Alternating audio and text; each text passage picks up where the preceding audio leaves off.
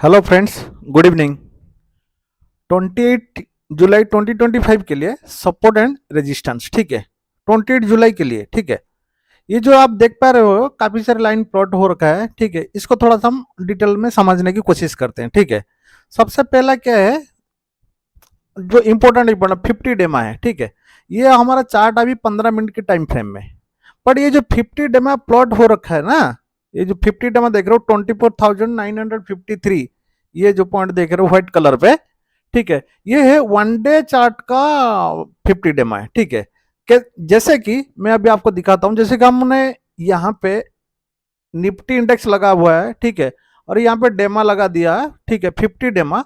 तो 50 डेमा का देख पा रहे होंगे 24,953 का ये रहा, ये लेवल 24,953, ठीक है। यहाँ पे लिख करके आ जाता है 24,953, ठीक है। तो सेम यहाँ पे आ गया 24,953, ठीक है। और जो दूसरा जो इंपॉर्टेंट है, बॉलिंजर बैंड का लोअर बैंड, बॉलिंजर बैंड का middle band and Bollinger band का अपर बैंड, ये भी चार्ट के ऊपर शॉर्ट टाइम फ्रेम में वन डे का प्लॉट कर सकते हो, जैसे कि मैंने किया हुआ है, आपको दिखा रहा हूं, ठीक है। ये है बॉलिंजर बैंड का लोअर बैंड कितना है, 24,846। अभी यहाँ पे मैं बॉलिंजर बैंड डाल के रखा हुआ ऑलरेडी। ये तो देखो लोअर बैंड कितना बोला, 24,845.73, उसको राउंड अप करके 24,846 किया है। यहाँ पे देख पा रहे होंगे, ठीक है, 24,846। इस चार्ट पे अगर चलेंगे तो यहाँ पे आ जाएगा लोअर बैंड कितना है, 24,846, ठीक है। अब ये लोअर बैंड हो गया, upper band and middle band, ये ठीक है, ये मिडिल बैंड है, ये अपर बैंड है, ठीक है। इसको हमने थोड़ा कोडिंग किया हुआ, कस्टमाइज किया हुआ है, तभी जाकर प्लॉट हो रहा है, नहीं तो ऐसा नहीं होगा, ठीक है। कल के लिए डे पाइवट बन रहा है कहाँ पे, 24,885 का कल के लिए डे पाइवट बन रहा है, ठीक है।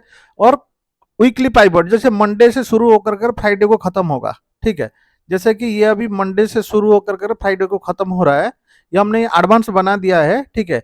ये जो पाइवट वीकली पाइवट यहाँ से प्लॉट होना शुरू हो जाएगा 24,963 वीकली पाइवट, ये पॉइंट थोड़ा सा इंपॉर्टेंट रहेगा, ठीक है।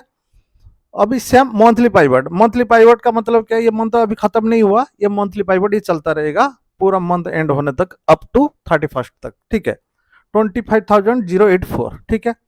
अभी वीकली R1, ठीक है, एंड वीकली R5, और ये ZR3, ये थोड़ा डिफरेंट कैलकुलेशन है, इसको कभी हमने थोड़ा सा नेक्स्ट वीडियो में बता देंगे, ठीक है, ये ZR3 क्या है।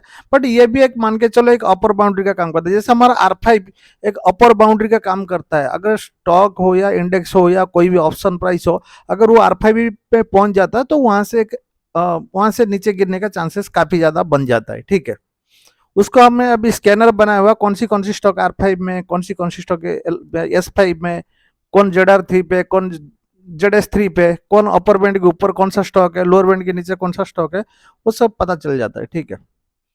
अभी ये हो गया R1, डब्ल्यू वीकली का R1, ये भी इंपॉर्टेंट पॉइंट है सपोर्ट एंड रेजिस्टेंस का, ठीक है।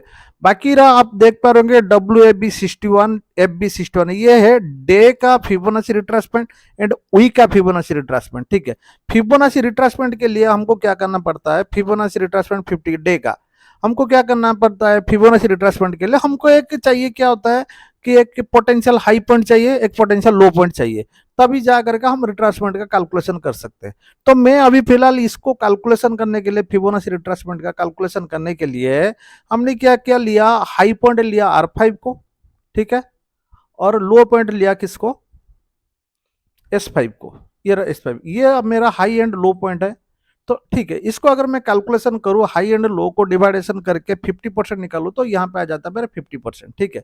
अब 50% के ऊपर मेरा क्या आ जाएगा, डे का 61% यहाँ पे बन रहा है, 61 के ऊपर मेरा बन रहा है 78% यहाँ पे बन रहा है। तो सेम वीकली में सिर्फ दो डाला हुआ है, 61 डाला हुआ है, 38 डाला हुआ है। 61 के नीचे 38 आएगा, जैसे वीकली 61 यहाँ पे बन रहा है, तो वीकली का 38 मेरा यहाँ पे बन रहा है, ठीक है। इस तरह का सपोर्टेड रेजिस्टेंस, ये देखिए ये भी 100 डेमा है, 100, 50 एंड 20 तीनों डाला हुआ है, ठीक है। 20 डेमा, 50 डेमा एंड नीचे यहाँ पे 100 डेमा। और कोशिश करना, अगर अगर दो दो इंपॉर्टेंट पॉइंट अगर किसी एक जगह, जैसे ये दो है, ये दो है, ये दो है, ये बहुत इंपॉर्टेंट बन जाता है सपोर्ट एंड रेजिस्टेंस के लिए, ठीक है।